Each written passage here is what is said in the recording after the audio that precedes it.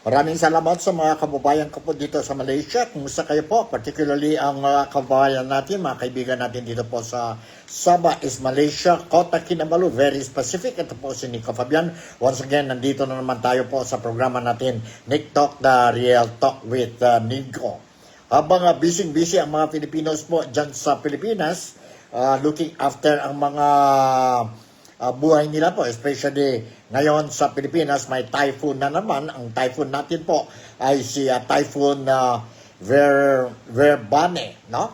Ingat lang tayo po. Most of the, or some areas already reported na submerged under the water na po, especially sa Visayas at saka sa Mindanao.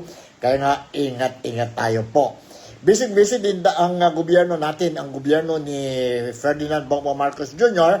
to release ang mga pangalan ng mga tao involved dito po sa kontrobersiya regarding ito flood control projects. At the same time, ang dating kaibigan niya po, dating kaibigan niya, partner nila po sa gobyerno, si Saldico po, busy din po to expose ang what he called himself as the real truth, gospel truth po. Ano talaga nangyari tungkol sa mga pera ng bayan, ang taxpayers' money, by the trillions ito po, and dahil dyan po sa kalukuhan na mga magnanakaw that involves ang mga senator, mga congressmen natin, mga lawmakers natin, politicians and government officials, irresponsible, greedy government officials po, as well as some parts ng business sector natin, particularly ang mga contractors. Busy rin si Saldico po, releasing ang mga sabihin natin detalles na kailangan daw ang mga Filipino to know.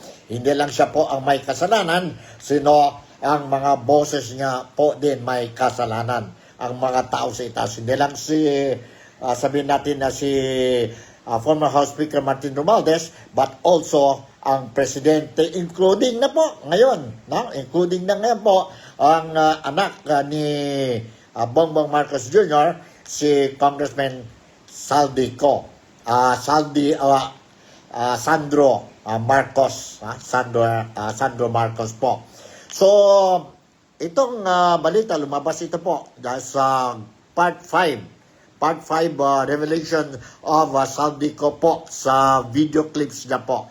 And breaking news ito po ang Part 5 niya, and I will share with you po ang Part 5 revelation ni Saldico para at least malalaman ninyo po, marinig kayo po, and kayo nang bahala whether to believe him or not, kayo nang bahala po, because 100% ang gobyerno will once again say na walang basis itong mga allegations ni Saldico dahil hindi ito under, he did not take his oath, ang mga statements niya po. Kung gusto talaga siya expose or reveal ang katotohanan sa issue na ito po, dapat uwi siya dito sa Pilipinas and take his oath, ang affidavit niya po, and produce evidences. Just like sa Part 4, when we shared with you ang Part 4 revelation na kahapon, ang sagot ni Presidente Marcos Jr., yun po, sabi niya, walang basis po. Walang basis dahil sa labas. Kung matapang talaga si Saldico, sabi ni Bongbong Marcos, uwi siya sa Pilipinas, present ang mga ebidensya, and must be under oath when he make these allegations or statements po. So far, sabi ni Bongbong Marcos or BBM, he will not answer back ang allegations ni Saldico. Kayo nang bahala po. So, nandito ngayon, what I'm going to share with you po, ang Part 5. Marinig kayo ng mabuti dahil grabe, mga revelations ni Saldico po dito sa Part 5, Revelation of Saldico. Nandito po. Let's watch and listen to this. Now, na-deliver na ang 1 billion pesos para kay Pangulong Marcos at kahit na naisama na rin sa insertion sa pamamagitan ng BICAM Committee, ayon mismo sa utos ng Pangulo, nagagalit pa rin daw si BBM. Kaya noong February 2025, sumulat po ako ng isang confidential letter kay Pangulong Marcos. Doon ko ay pinaliwanag na ginagawa ko lang ang mga utos niya tungkol sa mga insertions na sinasabi niyang hindi na raw niya makilala. Ilalabas ko po ang sulat ko sa Pangulo kasama ng video ito.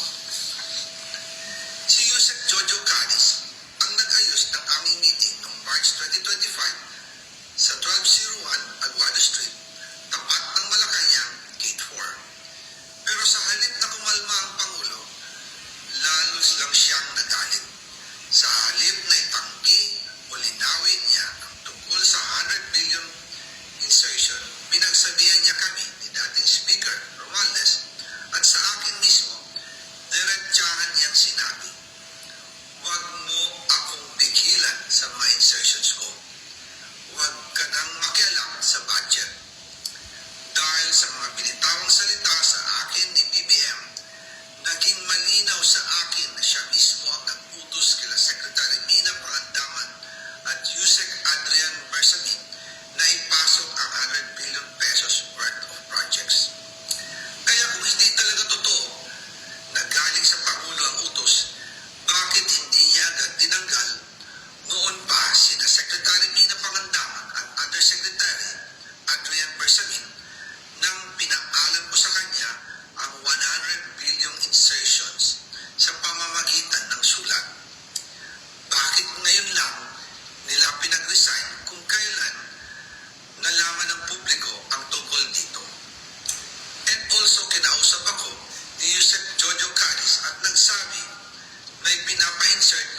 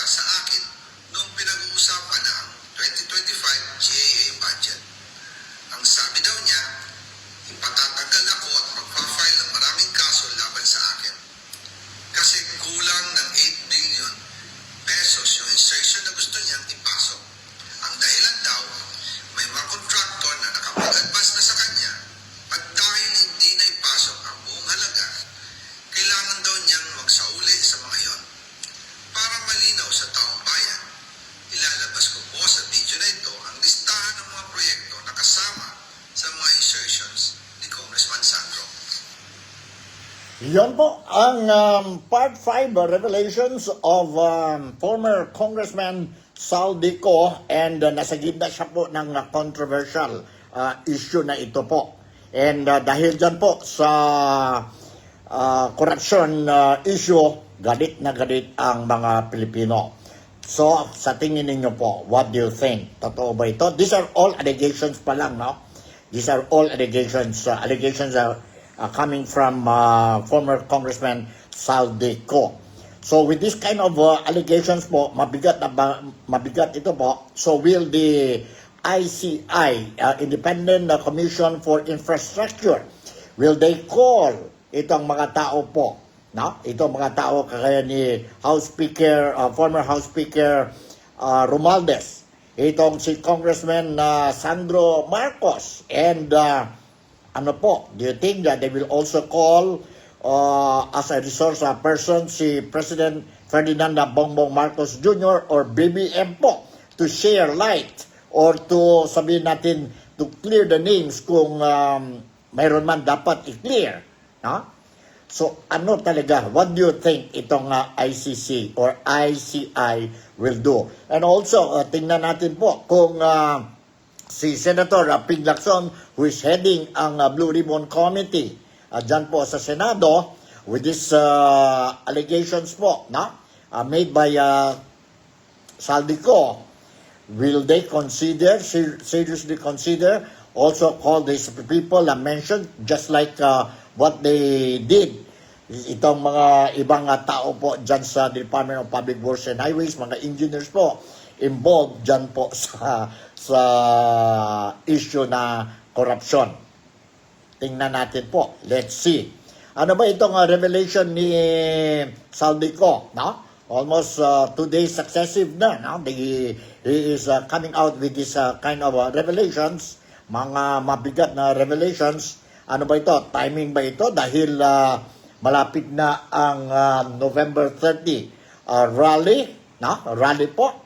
And expected that this rally will be participated by a huge crowd po, no? And nakita natin po, dahil dyan po sa rally, nakita natin po parang overtime din ang gobyerno natin, both ang sabihin natin ICI, ang Blue Ribbon Committee at saka ang Ombudsman natin po, they are rushing, can I say it, Russian, to file cases against these people. Ano ba ito? Just to appease ang mga Pilipino po.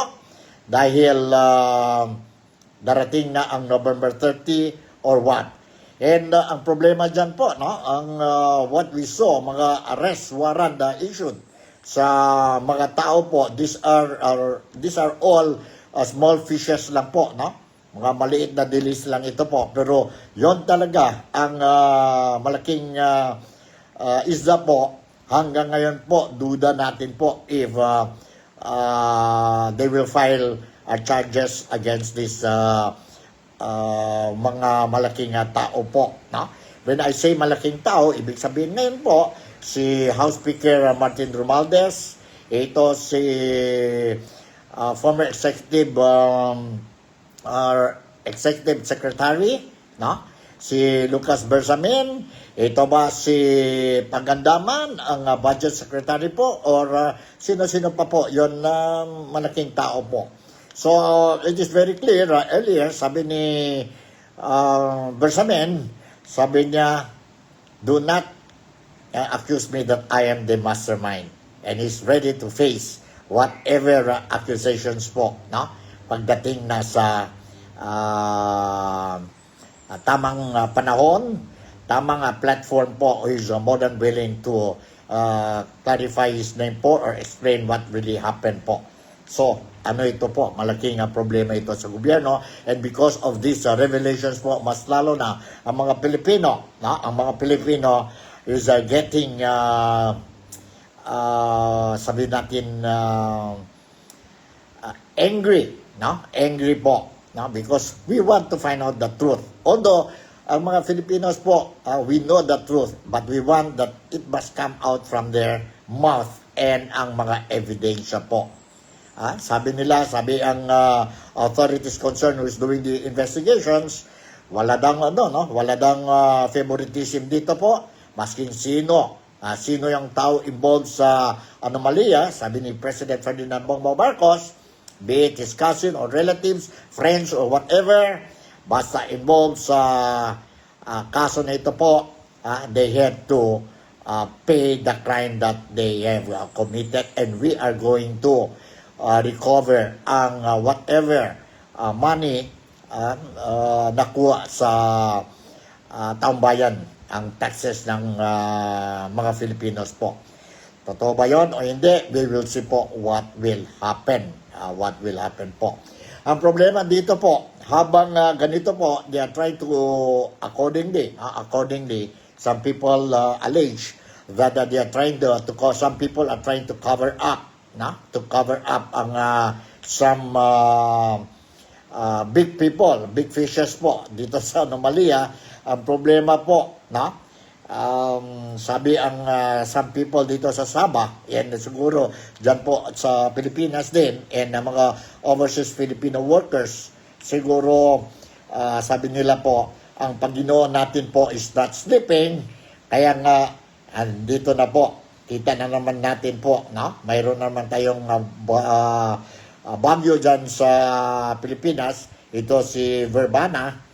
And nandyan na naman po. Every time may baha sa Pilipinas po, it will remind the Filipinos about this corruption po. Malaking corruption talaga po sa Pilipinas. If you notice, mga reports dyan sa Pilipinas, sa Visayas and sa Mindanao, grabe po ang baha dyan sa Pilipinas. But sige lang, hindi lang tayo po sa Pilipinas is experiencing itong difficulties when we talk about flash flood, notice din natin, I was monitoring ang mga news from international media outlets po, even ang Australia sa Brisbane ngayon po, grabe din ang baha sa Vietnam, sa Cambodia, sa Thailand, and even dito po sa amin sa Malaysia po, there are some states kahapon, nakita namin sa news na flooded din ang mga lugar dito po sa Malaysia. Some state like Penang, Johor, Selangor, and of course, hindi excluded din ang Sabah. There are some areas din po. Kaya nga, ingat tayo po. When it comes to flash flood, ang mga tao, both dito po sa Malaysia, be it in West Malaysia o dito po sa East Malaysia po, o dyan po sa Pilipinas, or sa Vietnam, sa Australia, sa Thailand, sa Cambodia, ingat tayo po. And ganito po ang problema ng riyon natin ngayon. So, ito po ang breaking news that I want to share with you po, and let's see what will happen. I will continue to monitor. I was made to understand kanina as I monitor ang mga news dyan po sa Pilipinas. I was made to understand by spokesperson ng Malacanang, si Claire Castro. Sabi niya po, there is a big possibility that BBM will be making an announcement also today po, she made that announcement this morning. Hindi pa lumabas itong part 5 ni Saldi. So, most likely po, mas grabe na po, kasi lumabas na ngayon ang part 5 ni Saldi ko. Mas lalo na po, I think there is a big possibility that si BBM will be either through video statements or maybe calling again a press conference kagaya what he did yesterday. Yesterday po, may early in the morning, mayroon siyang video statements, and in the afternoon, mayroon siyang press conference po. Nagulat nga ang mga tao, mga Filipinos dito po, because this is a normal, not normal for the president to do 2 statements in one day po. Na-planning na ba or ano? We don't know po. But let's see po, kung sakali mayroon na mga press briefing or statements coming from BBM. I will make sure po that ang programa natin, Nick Talk, The Real Talk with Nico, will continue to monitor po at kung may mga importante na news po, I will immediately inform ang mga kababayan ko po dito sa Sabah, particularly dito sa Kota Kinabalu. So in the meantime, ito muna po ang mga balita that I can share with you po, and standby lang ako dito. I will continue to monitor para sa inyong lahat po so that you will know what is happening. Ang mga latest updates dyan po sa issue na korupsyon sa Pilipinas, ang updates regarding ang typhoon din po sa Pilipinas. So once again, ingat tayo lahat. Ito po, si Nico Fabian would like to say again, thank you very much for making me a part of your day today. Ingat tayo, God bless us, and maraming salamat po. Bye.